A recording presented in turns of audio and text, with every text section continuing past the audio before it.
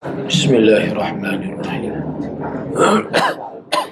Assalamualaikum warahmatullahi wabarakatuh. Alhamdulillahi rabbil alamin. Wassalatu wassalamu ala ashrafil anbiya'i wal mursalin. Nahmaduhu wa nasta'inuhu wa nastaghfiruh. Wa na'udzu billahi min shururi anfusina wa min sayyiati a'malina. Man yahdihillahu fala mudilla lahu wa man yudlil fala hadiya lahu. Rabbi shrah li sadri wa yassir li amri wahlul 'uqdatam min lisani yafqahu qawli. Amma ba'd. Alhamdulillah, bersyukur kepada Allah Subhanahu wa taala kerana dapat bersama pada malam ini.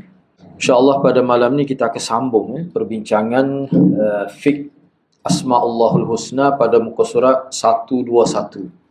Yang mana perbincangan pada malam ini masih lagi berkait dengan bab yang ke-14, iaitu beberapa penyimpangan dalam pengamalan Asma'ullahul Husna dan sifat-sifat Allah.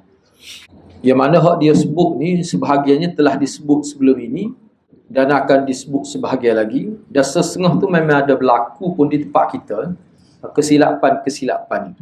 Yang mana kesilapan yang disebut hak sebelum ini, yang mana penulis ini sebutlah, mana di tempat dia tu ada berlaku. Ada orang sebar dalam bentuk makalah lah kita kata, ataupun brosur kita kata, sebut tentang nama-nama Allah tertentu ni ada khasiat tertentu. Kadang-kadang khasiat tu bersifat kepada sebagai penyembuh pada penyakit tertentu. Kalau kita bincang sebelum ni, semua tu tak ada dalil tu. Daripada mana tu dia ambil tu, sehingga hak ni untuk penyakit mata, hak ni untuk penyakit telinga dan sebagainya. Hak tu sebenarnya tidak ada nas daripada Nabi. Lepas tu daripada mana lagi? Hak tu tak tahulah. Macam-macam lah manusia ni. Jadi kita nak sambung pada malam ni bawah tu, selepas dia tulis pertama, kedua tu kesalahan lain. Kesalahan lain dalam masalah ini adalah menjadikan beberapa nama Allah sebagai azimat. Jimat tu maksudnya azimat, ni bahasa Indonesia, sebagai tangkal azimat. Dan juga sebagai mentera-mentera ataupun jampi-jampi yang ditulis kemudian digantungkan di kereta, dalam kenderaan lah, ataupun dalam rumah, dengan tujuan untuk menjaga dan melindungi pemilik rumah ataupun pemilik kenderaan itu daripada ain. Ain ni kita boleh jemuh sihir pun boleh, pukau pun boleh, macam-macam lah. Itu maksud ain itu, iaitu niat jahat manusia. Mata jahat tu makna niat jahat manusia, perbuatan hasad, dengki dan selain. Dan hak ni memang ada. Ni anak pernah jumpa dia tulis di rumah dia tu. Dia letak dalam kertas tu, dia buh dalam frame lah, cumi. Kita baca lah, dia letak dinding. Lepas tu cara dia tulis tu seperti gambar daun lah, daun pokok, macam-macam lah. Tu anak tengok sendiri. Tu ada. Sebenarnya tak perlu tu. Sebab yang dikendaki di sini, hak tiga tu lah kita sebut. Pertama sekali, kita tahu makna, kita faham maksud dia, dan kita jadikan sebagai wasilah untuk berdoa. Barulah doa yang kita sebut nama-nama Allah tu dia memberi kesan. Ini kalau kita sebut, kita tak tahu makna. Lepas ni anak akan sebut bagaimana pandangan ulama kalau orang yang ada buat wirid Asma'ullah Husna dalam keadaan dia tak belajar, tak tahu apa pun. Kadang-kadang sebut tu start dengan nas'alukaya lagi. Supaya anak-anak kita duduk ngapa tu lah. Nas'alukaya tak? Man huwa ar-Rahmanur Rahim. Lepas tu dia sebut. Jadi lagu mana tu? Tak ngaji. Kalau ngaji tak ingat, ana boleh faham lah, Allah akan maaf lah. Kita tidak ingat semua ngaji ni. Tapi ada juga orang melalui proses pengajian ni, hak tak ngaji lah. Dan hak ni setahu ana lah. Wallahualam. Setakat yang ana tahu ni, mungkin ada beberapa saja kelas pengajian ni kalau di Kelantan kita. Tama-tama kalau dia nak baca kitab ni, setengah orang tak akan baca lah kitab ni. Dia kata sebab penulis ni masalah dia tu. Masalah bagi dia lah. Bagi ana tidak bermasalah. Nah, sebab buku dia ni banyak. Lepas tu buku dia ni dia ada buat kuliah dia di masjid, tersimpan dalam web dia, kita boleh dengar lah. Ni tuai kitab ni. Perbuatan ini tentu melanggar syariat kerana tidak ditemukan dalil dalam Al-Quran dan juga amalan Nabi. As-Sunnah tu maksud amalan Nabi yang menunjukkan kebolehan, keharusan melakukan. Sebaliknya terdapat banyak sekali nas yang melarang perbuatan ini. Sebagai contohnya Nabi bersabda, man ta'allaqa tamimah fala atammallahu lah. Siapa yang menggantungkan azimat, ataupun kita kalau tempat kita ni dia lebih suka dipanggil pakar azimat lah. Sesiapa yang memakai azimat ataupun tangkal, nescaya Allah tidak akan menyempurnakan niat dan kehendak. Allah tak akan beri kejayaan.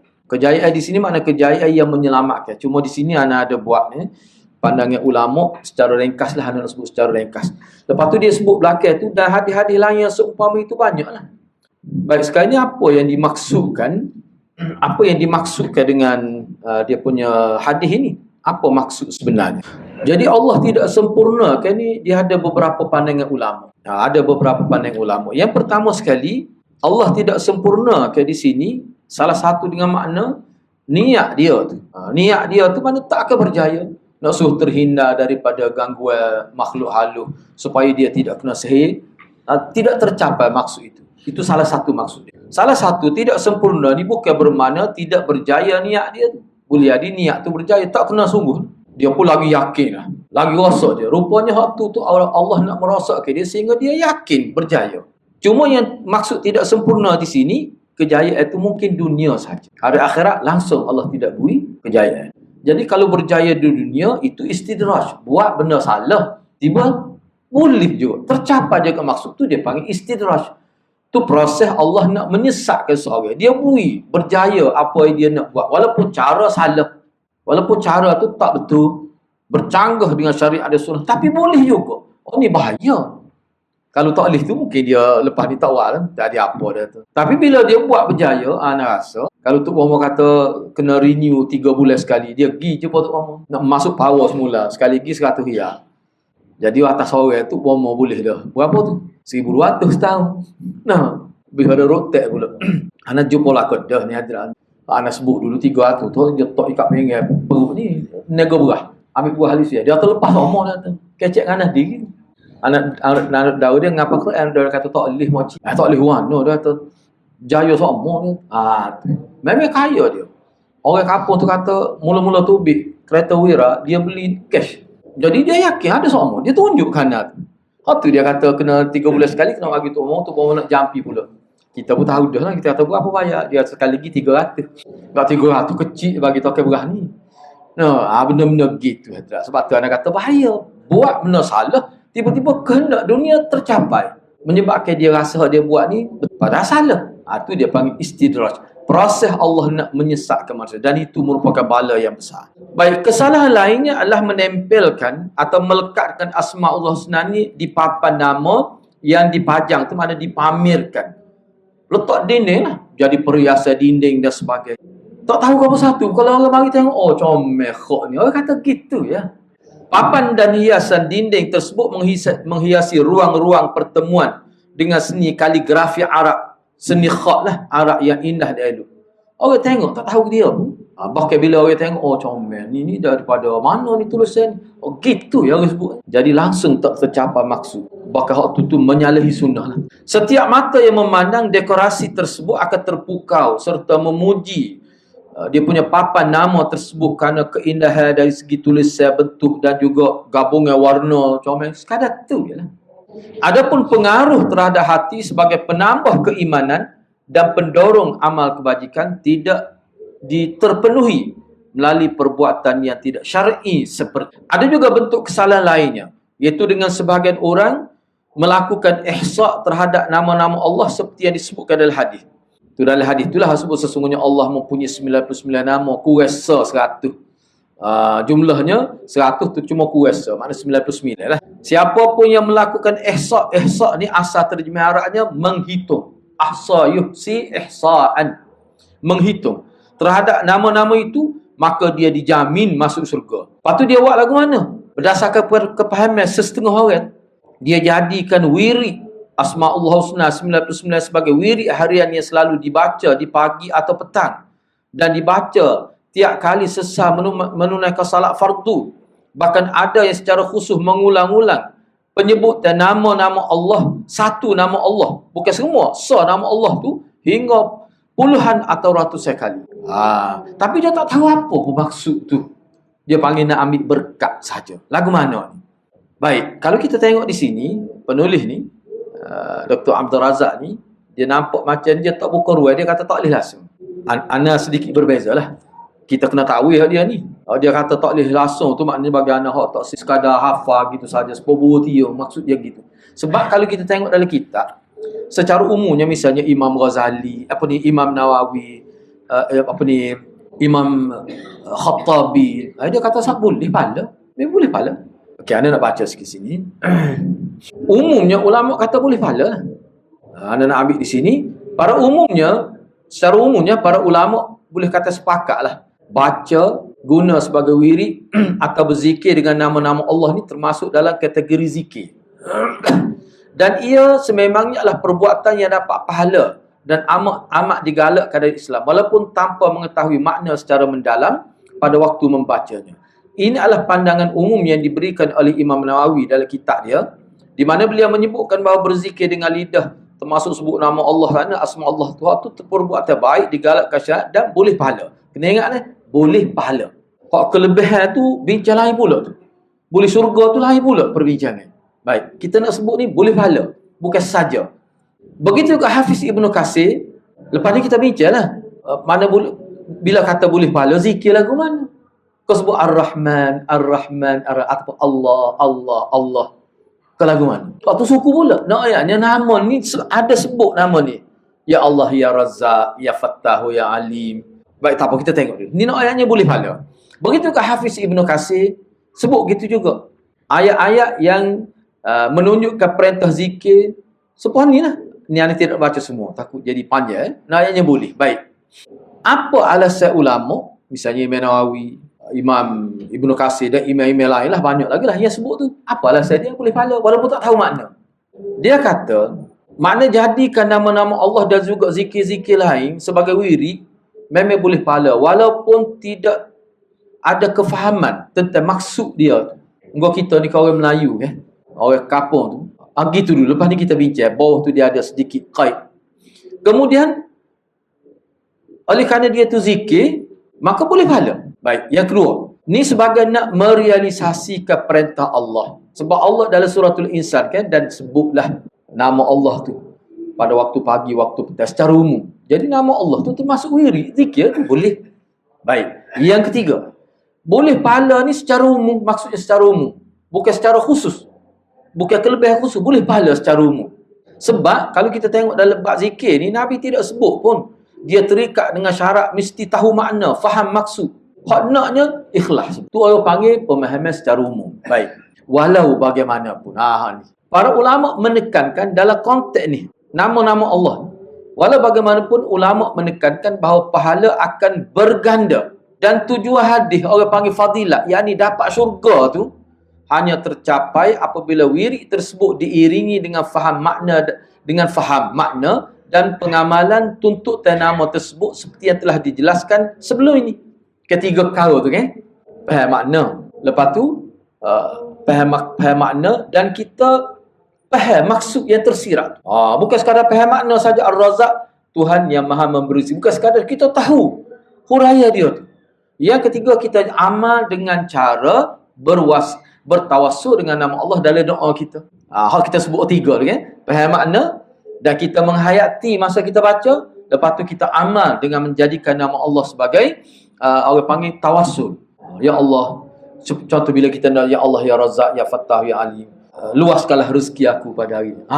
Tu guna gitu. Mana kita faham bila kita nak minta rezeki, kita sebut Ya Allah, Ya Razzaq, Ya Allah, Ya Fattah, Ya Allah, Ya Alim. Allah tahu di mana tempat rezeki tu. Itu maksud dia. Jadi hak tu kalau tahu hak tiga tadi tu, maknanya dapat pahala berganda dan boleh fadilah dia tu. Ana tidak nafikan. Ada juga ulama sebut masa ana belajar pun, yalah lepas tu kita baca sendirilah. Sebelum tu guru kita buat pendedahan, sebenarnya ada juga ulama kata pakai zahir saja, ada juga. Sebab dalam hadis Nabi tidak sebut tiga perkara tadi. Pakai zahir. Kalau kita ambil hal ni, maknanya tetap dapat juga sebab orang kapur. Dia tak tahu dia mana. Orang kapur tak tiba baca, tak pakai selipar pun. Tak nak pergi Mekah. Lagu mana ni? Kita kata, buat kelas tu pengajar sifat 20 kali kan ngajar. Buat kelas gitu juga apa tak boleh. Apa tak boleh buat? Betul. Tapi bukan semua orang lagu tu.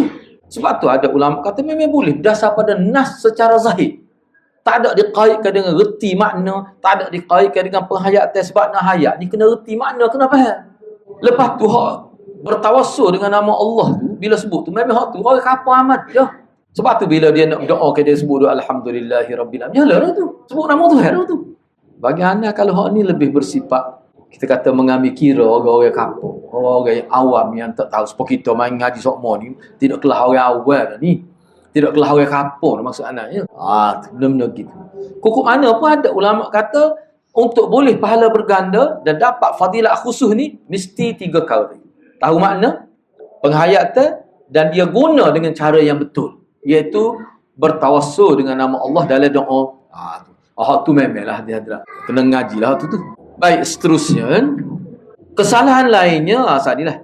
Semua perbuatan menyimpang tersebut adalah perbuatan bid'ah yang tidak ada dasar dalil. Sebelum ini telah dijelaskan bahawa ihsa' terhadap Asma'ullah Husna dilakukan dengan cara hafal dan memahami makna serta berdoa kepada Allah, makna bertawassul dengan guna nama Allah. Baik doa ibadat maupun doa permintaan. Kenapa halah doa ibadat tu termasuk zikir, kita buat kebaikan tu dia panggil doa ibadat. Doa permasalahan minta. Astaghfirullah tu dia panggil doa masalah, minta.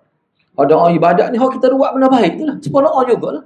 Zikir-zikir yang tidak mengandungi makna minta, tu dia panggil, orang panggil ibadat. Doa ibadat dia. Contoh kita kata subhanallah, itu doa tu. Sebab la haula wala quwwata, itu doa tu sebab kita boleh kelebihan. Supaya seolah macam kita minta kelebihan tu, tapi melalui zikir. Ini dia panggil doa ibadat. Baik, seterusnya. Cuma anda nak ingat sekali lagi lah.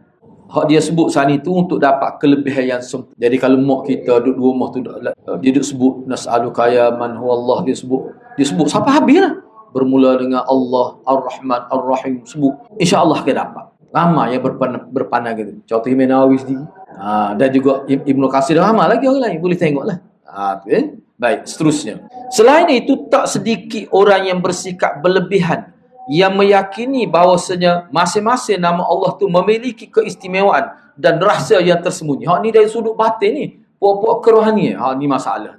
Tak ada dalam hadis, tak ada dalam Quran sebut, tapi dia sebut. Tak tahulah mari mana. Bagi puak-puak dia ni, anda tengoknya, dia kata ni Allah kasyaf lah, macam ladun ni lah. Allah kasyaf, Allah bui nampak. Bila orang tu tinggi kan, pandangnya tu, basirah dia tu cerah molek, dia nampak benda orang tak nampak.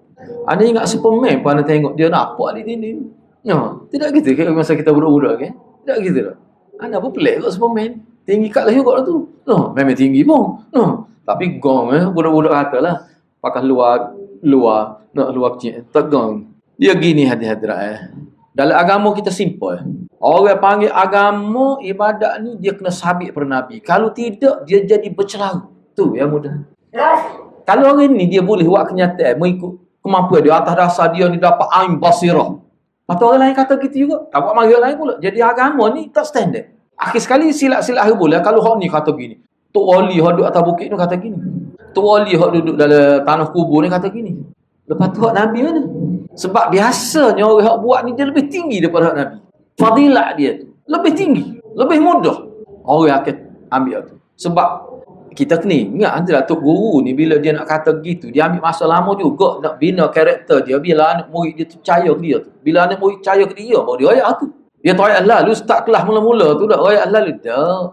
Dia tengok anak murid ni, tengok nampak gong lah kedah. Baru dia ayat tu. Kalau anak murid duk pakai lawak macam duk nanya, betul kau saat ni? Rasa tak ada jumpa dah. Kalau anak murid ayat gitu dah, dia tak sebut benda lagi.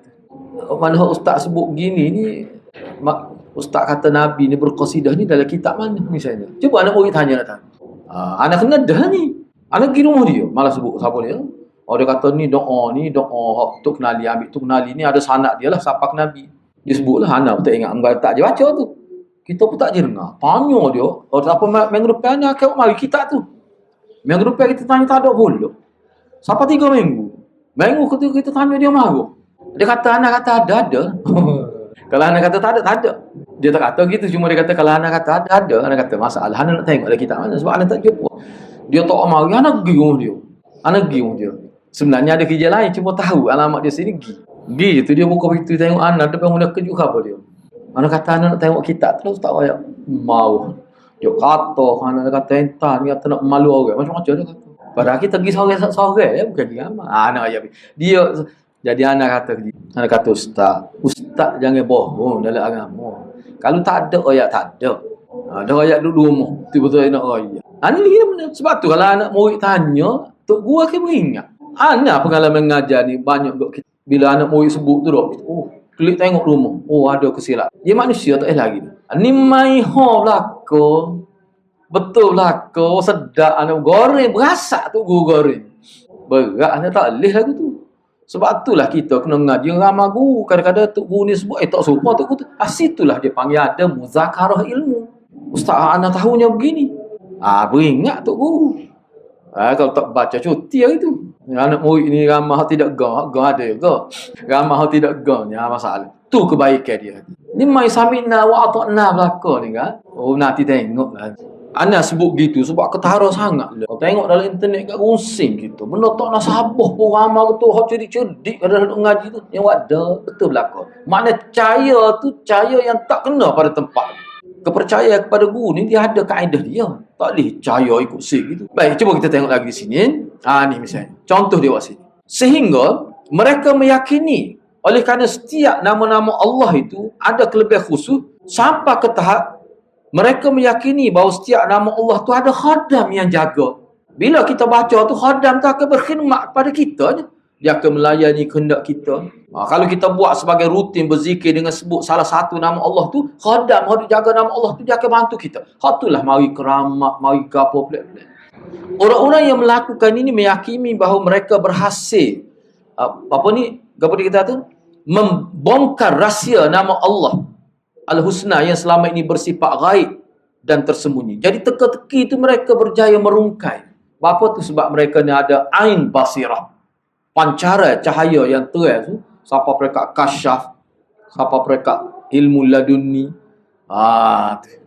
Ada sebahagian lain yang mendakwa bahawa di tangan mereka lah rahsia tentang nama Allah Jalla wa'ala yang mulia ini telah terbuka dan wujud karamah sehingga menjadikan dirinya memiliki kelebihan yang tidak dimiliki oleh orang lain. Ini ada yang dakwa ni. Sebab tu anak kata, kalau anak murid tu jenis menanya, insya-Allah mana Tok Guru tu tidak berani nak kecek ikut-ikut serah gitu. Perbuatan ini membuka pintu khurafat seluas-luasnya. Bahkan majoriti penyihir dan ahli ramal yang merenung nasib yang buat ramalan masa akan datang. Pada peringkat awalnya mereka menapaki itu makna orang panggil apa? Menceburi bidai ini secara meluas asalnya melalui pintu khurafat ni lah. Dengan harapan untuk memukau manusia. Kita guna bahasa lembut. Kalau tidak menipu, sebenarnya menipu lah. Nak menipu manusia. Untuk mengauk keuntungan peribadi. Bila anak murid ta'asub ni banyak perkara lah bolehnya. Serta menyebarkan kejahatan. Para penyihir ini mengaku bahawa mereka itulah yang menguasai alam fikiran manusia dan berkuasa mempengaruhinya. Mereka juga mengaku mengetahui segala peristiwa yang gaib dan belum terjadi dengan mengatakan dengan duk zikir nama-nama Allah yang baik. Semua itu tidak lain hanyalah kebohongan dan penipuan yang nyata. Bahawa ia merupakan bentuk eksploitasi terhadap masyarakat awam dan orang-orang yang tidak berilmu pengetahuan. Selain daripada itu, di samping merupakan pernyataan dusta tentang Allah dan agama Allah tanpa dalil dan bukti kebenaran, bahkan ia hanya tipuan yang jelas dan nyata. Kalau hendak tengok dalam internet learning, jumpa sama nak malas. Kalau anda masuk jumpa kelebihan. Okey, kalau nak supaya itu, okey, baca kalimah ni 1000 kali semalam. Begini kelebihan dia. Lemah dia hadrat. Jadi orang apa amat tu? Muka tu tak tu guru pelawak. Sebab tu tidak pelik sebenarnya. Sebenarnya tidak pelik. Cuma kita kejut tu sebab ada tempat kita jenis pesen. Anda jumpa acak kali dah. Gambar-gambar Habib Umar pun ada letak nak tidur tengok. Gambar saya besar, saya kecil. Lepas tu bunyi kawasan ni pun ada juga lagu tu bunyi khabar ni. Ya, siapa dalam kitab tu anak murid tu ada gambar tu guru. Muda itu guru pakai tokak dah tengok. Nampak tokak tak apa lah mana. Kita pun jadi heran apa yang orang cerdik boleh terima bagi lagu. Kita pun jadi heran apa orang cerdik. Kalau tengok semua-semua tu kadang-kadang lepas universiti kan cerdik lah kira tu. Macam mana boleh terima? Ana duk rasanya begini. Duk fikir kok. Kadang-kadang setengah-setengah orang ni kan sebelum ni tak ngaji agama, dia tak ngaji jumpa tu guru lagu tu lalu. So yang keduanya kecenderungan manusia dia suka benda pelik-pelik. Kalau kita sebut benda tidak pelik ni kan, dia tetap tak minat ngaji lagi. Itu salah satu sebab. Sebab tu dalam agama kita ni tak ada ke benda pelik ada. Hadis Nabi sebut tentang perkara gaib tu benda pelik tapi benar. Cerita tentang syurga dan neraka. Bagaimana hal ehwal dalam neraka ada sebut, hal ehwal dalam kubur ada sebut. Tapi hal tu hak nyata. Bapa hal tu orang tidak minat. Sebab hal tu dia kena beramal tu. Kena beramal dengan cara Nabi. Baru terhindar ataupun dapat kelebihan. Kalau tidak tak boleh. Di situlah dia akan berlaku pertemuan dengan nafsu. Syaitan tak sihat. Hak tu syaitan nak. Sebab apa? Dia merosakkan hidup kita dunia akhirat. Tu ya sebenarnya. Bentuk kesalahan lainnya adalah seseorang yang berdoa atau beribadat kepada Allah Subhanahu Wa Taala, tetapi dia menujukannya kepada nama Allah saja, bukan zat Allah. Hak ni berzikir guna nama Allah saja. Misalnya Allah, Allah, Allah, Ar-Rahman, Ar-Rahman, Ar-Rahman, gitu saja. Tak boleh. Kita nak mari ayat Quran tu Allah suruh sebut, suruh ingat nama dia. Kita isu sekali sebab tak nak buat tepi ni lepas ni. Bapa yang jadi ulama kita kata tak boleh tu sebab Nabi tak amal gitu. Isunya Nabi lah bapa zikir je, kita kata orang yang mula-mula memperkenalkan zikir kepada kita dan memberi fadilat zikir-zikir tu Nabi lah. Kita kena tengok Nabi amal lagu mana. Sebab ada anak tengok seorang tu dia zikir tengah malam, dia ambil gambar dia. Allah, Allah, Allah. Hu tu. Rekah pada Allah. Hu tu amal. Dia ambil masuk dalam YouTube lah, anda tengok lah. Anda kelih nampak paju. Tengok dia ni lah.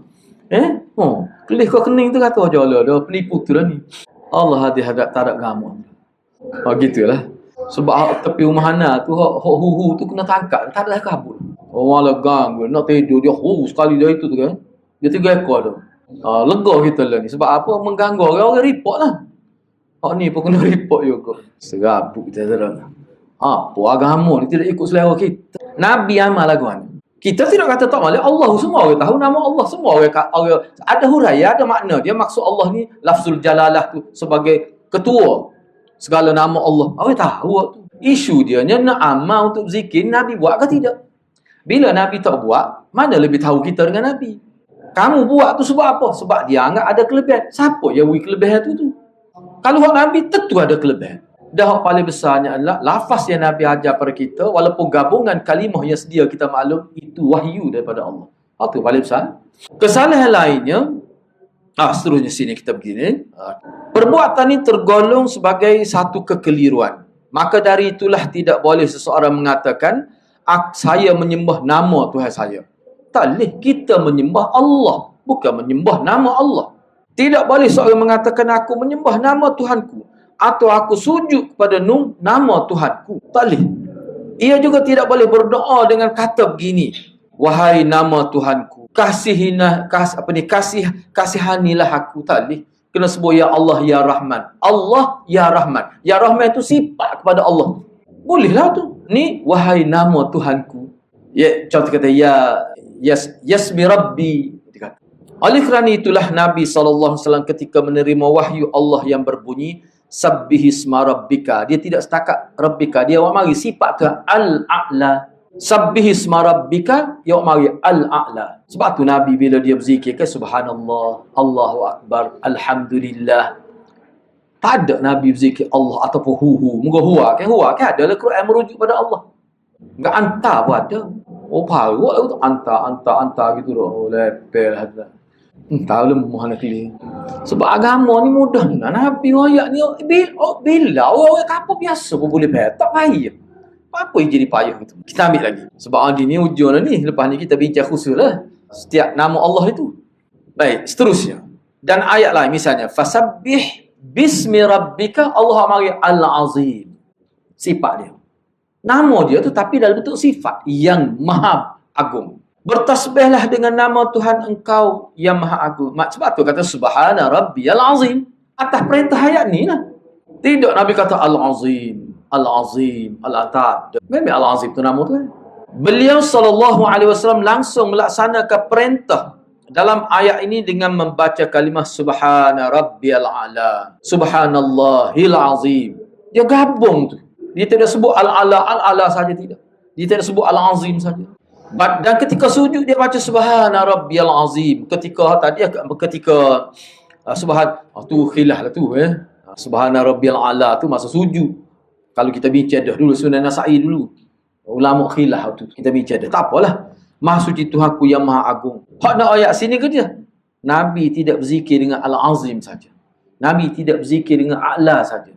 Nabi tidak berzikir dengan Allah saja. Tidak. Mesti dia gabung dengan kalimah lain. Hak tu sunnah. Sebab apa tu? Sebab Nabi buat gitu.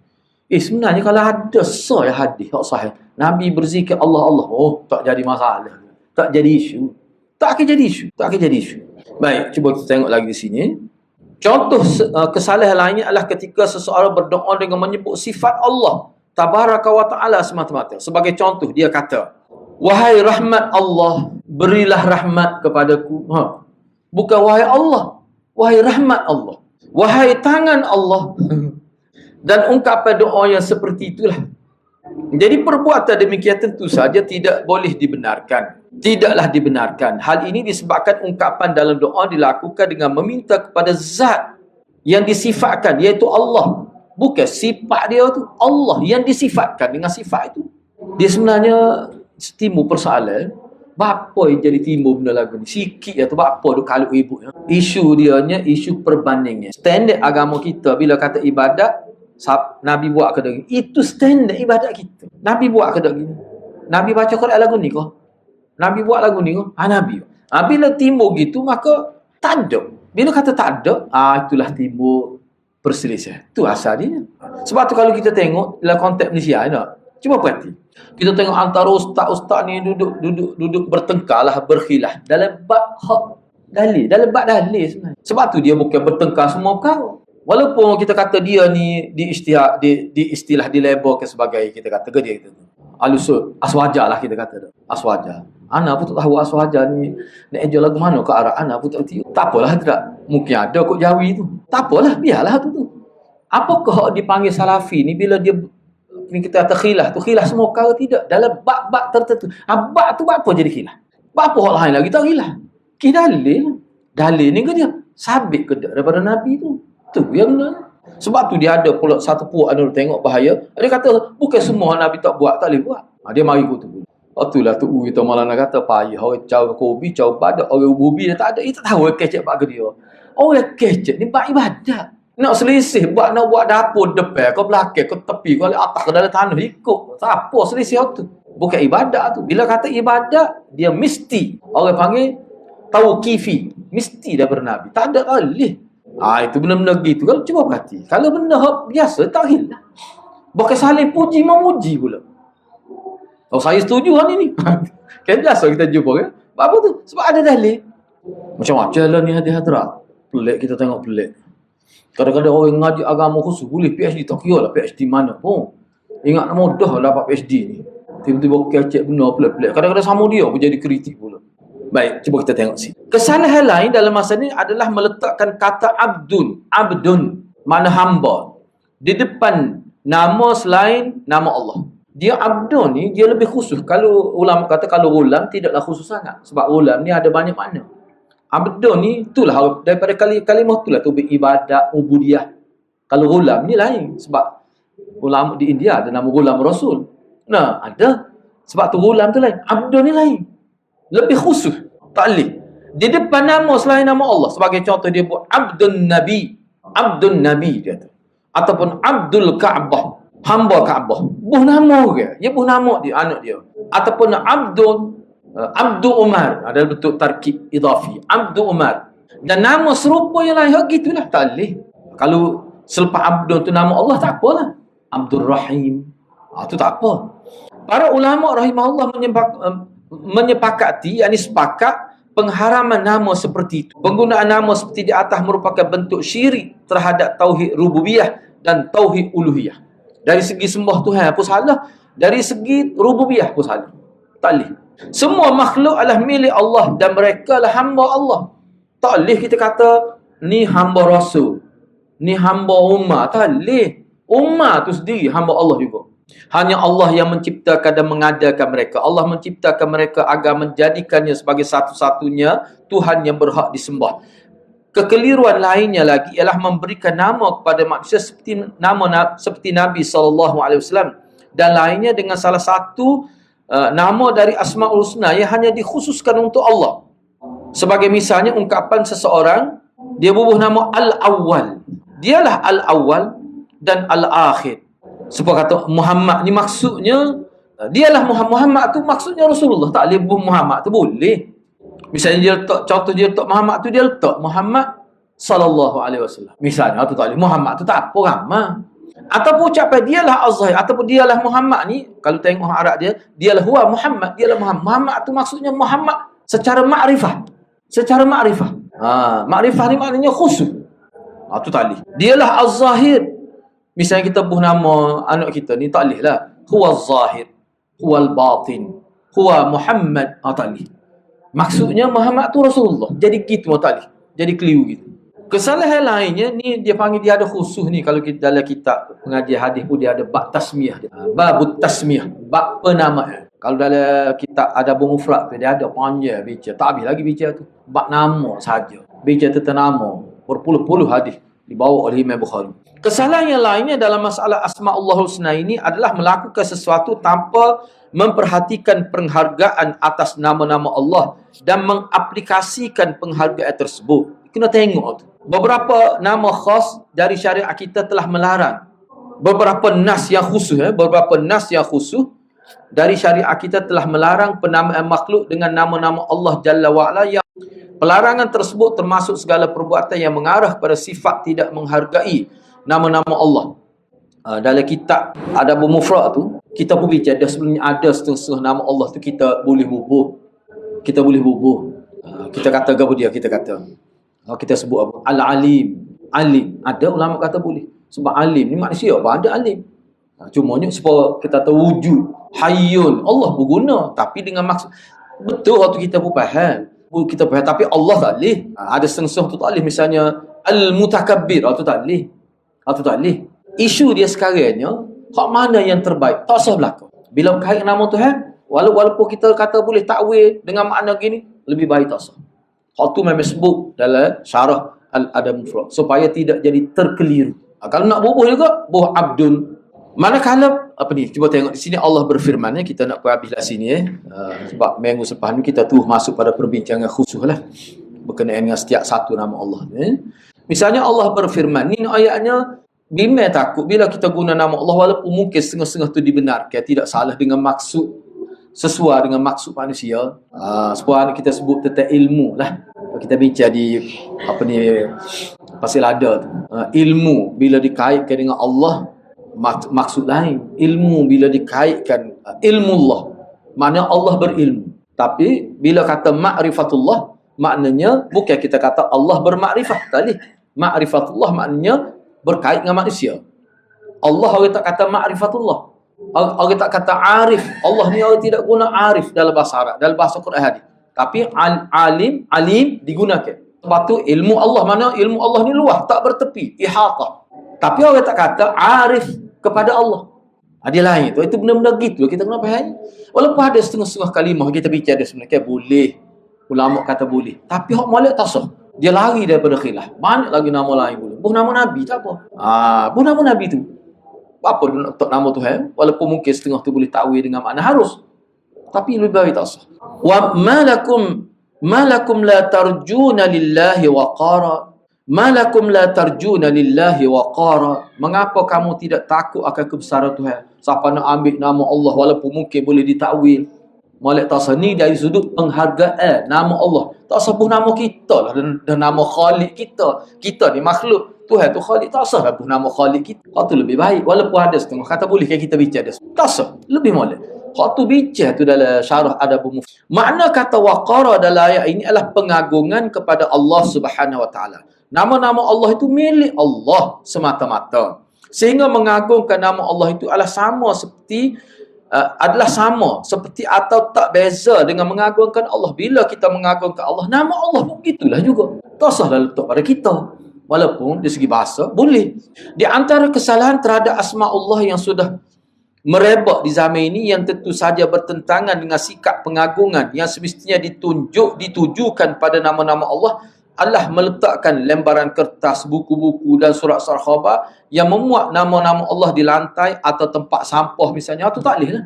Sebab tu misalnya kalau kertas, kita kata lembaran Quran saya ke, dia tak boleh kita nak tahu gitu saja. Sebab tu kalau kita tengok dalam kitab fiqh dan syarah hadis, mana kita kena hapuskan. Setengah-setengah dalam kitab fiqh kita tengok kita bakar tu habu tahu biar hanyut di sungai ke laut ataupun kambuh dalam tanah. Tak boleh kita nak biar itu gitu, tak boleh. Apa tu?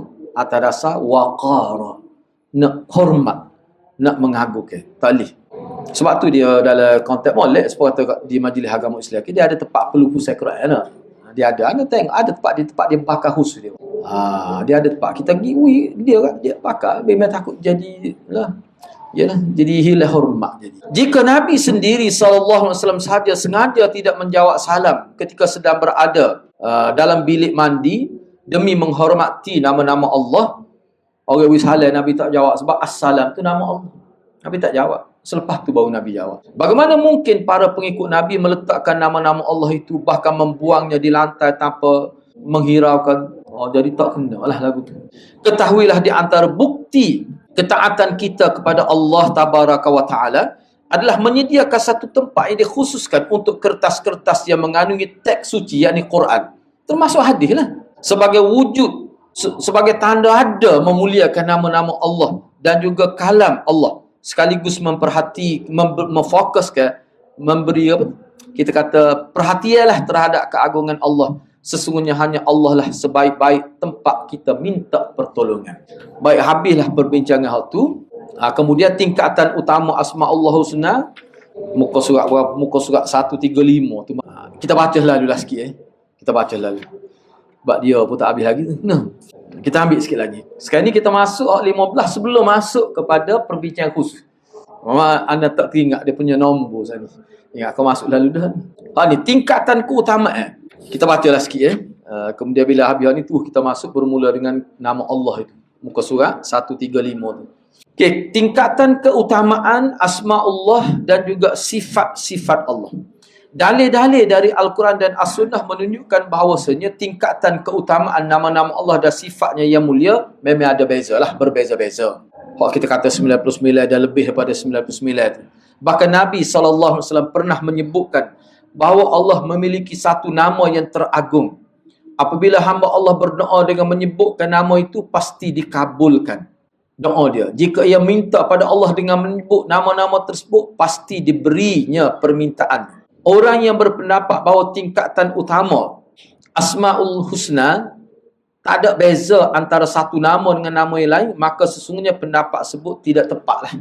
Syekhul Islam Ibn Taymiyah rahimahullah berkata, pendapat seseorang yang menyatakan bahawa sifat-sifat Allah dan juga nama-nama Allah, sebab kalau kita perhatikan nama-nama Allah ni dia dalam bentuk kata sifat. Misalnya Ar-Rahim, yang maha penyayang. Ar-Rahman, Ar-Rahim, ulama kata boleh pergi mari belaka tu kalimah kalau dalam syarah. Ar-Rahman, Ar-Rahim, makna sama daripada rahimah yarhamu, rahmatan wa rahmanan. Baik, tak apalah. Kata Ibn Taymiyah rahimahullah, pendapat seseorang yang menyatakan bahawa sifat-sifat Allah tidak memiliki tingkatan keutamaan yang berbeza-beza antara satu dengan lain atau ungkapan yang serupa adalah pendapat yang tidak berdasarkan dalil. Jika nama dan sifat Allah berbagai, nama ni sampai 100 lebih, maka tentu keutamaan dia juga memiliki tingkatan yang tak sama juga, mesti ada beza antara satu sama lain. Seperti itulah yang ditunjukkan oleh dalil Al-Quran dan Sunnah. Jadi kata Syekhul Islam, dia kata pendapat seseorang menyatakan bahawa sifat-sifat Allah tidak memiliki tingkatan keutamaan yang berbeza-beza antara satu dengan lainnya ataupun ungkapan yang sama. Ini kenyataan kenyataan daripada Ibn Taymiyah ni, dia terjemuh gitu sebab kalau nak kira asal dia ni, kata-kata Ibn Taymiyah ni kata sifatullah la tatafadal wa nahu dzal qawlu la dalila alaih wa kama anna asma'ahu wa sifatu mutanawwi'ah fa hiya aidan mutafadilah kama dallat ala dzalika alkitab was sunnah wal ijma' ma'al aqli. Terjemah dia begini, kita ambil terjemah dia. Jadi kata Syekhul Islam Ibn Taymiyah, dia kata qaulu man qala, mana kata-kata orang yang mengatakan bahawa sifat-sifat Allah, ni sifat-sifat Allah maksud nama-nama Allah yang dalam bentuk sifat itu, la tatafadal, mana tidak ada, mana sama saja. Itu maksudnya. Tak ada hak ni lebih pada hak ni, tak ada, mana sama. Wa nahwu dzalik, dan seumpama itu, kata-kata gitu, qaulun la dalila alaih, adalah satu kata-kata la dalila alaih. Dalila tu kalau belajar bahasa Arab dia panggil, sebab la tu dia panggil nafi lil jins, mana tak ada langsung tu, tak ada langsung dalil. Apa yang hak logiknya, wa kama anna asma'ahu wa sifatahu mutanawwi'ah. Kalau kita sebut uglatan, dah nama Tuhan sendiri, nama Tuhan, nama-nama Tuhan, sifat-sifat dia pun mutanawwi'ah, berbeza, hak ni gini, hak ni gini, segi makna. Maka gitulah juga dia ada mutafadilah. Dia ada kelebihan-kelebihan yang berbeza-beza. Nama sendiri pun beragam sifat dia. Mesti ada kelebihan berbeza-beza. Dan itulah yang disebut dalam Quran, dalam sunnah dan ijma' ma'al akli. Logik pun kata gitu juga. Itu makna ma'al akli. Bukan sekadar nas kitab, nas sunnah, ijma', akal pun setuju juga. Itu ma'al akli. Baik. Itu maksud dia. Jadi dalil yang membenarkan adanya perbezaan tingkatan keutamaan di antara nama-nama Allah ni memang banyaklah. Adapun di antara dalil tersebut adalah hadis Rasulullah sallallahu alaihi wasallam dalam riwayat yang sahih bahawa Allah Subhanahu wa taala memiliki satu nama yang teragung. Jika hamba Allah meminta padanya dengan menyebut nama itu, yang bertawassul dengan nama Allah itu, permintaannya pasti diterima. Jika dia berdoa, pasti dikabulkan, dimakbulkan. Tidak diragukan lagi hal ini merupakan keutamaan yang besar yang dikhususkan pada satu nama Allah ini yang disebut sebagai asma Allah yang paling agung.